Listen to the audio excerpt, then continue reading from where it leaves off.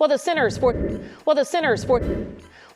for Disease Control is now formally recommending that adults age 65 or older receive another COVID vaccine this spring. Now, they reference data that has shown a reduced rate of hospitalizations and even reduced deaths among senior citizens who received those booster vaccines. And our medical expert, Dr. David Winter from Baylor Scott and White Health, joins us now to discuss it all. Now, Dr. Winter, what are your thoughts on the additional COVID vaccines?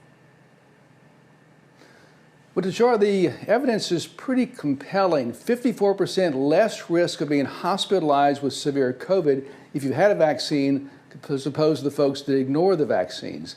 There's still lots of COVID out there. Now, unfortunately, most COVID cases that I see are very, very mild, but you still have 36,000 new cases every week going in the hospital. Most of those are the older folks. That's the recommendation for older folks to get a vaccine twice a year. So what about younger folks? Would they benefit from those additional boosters as well?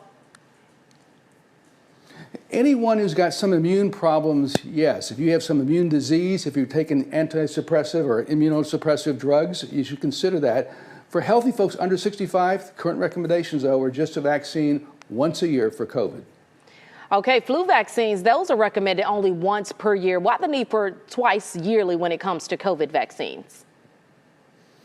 Well, that's a good question. Flu's been around a long time. It continues to mutate every year, but only comes out in a surge in the cooler months, in the winter. Now, we've had COVID around here for almost 4 years, now a little bit over 4 years, and we found that it has continued mutations, but also surges twice a year. Thus, a recommendation for a vaccine for vulnerable people twice a year also. Okay, for those who received a COVID vaccine later in the fall, how long should they wait to receive another booster? Yes, if you had a vaccine last month or the month before, you should wait 4 to 6 months, the CDC recommends. Now, all these recommendations, Tashara, let me just point out, this vaccine's been around a little over 4 years. I'm sorry, not the vaccine, but the virus, a little over 4 years. This vaccine's been around a little over 4 years. I'm sorry, not the vaccine, but the virus, a little over 4 years.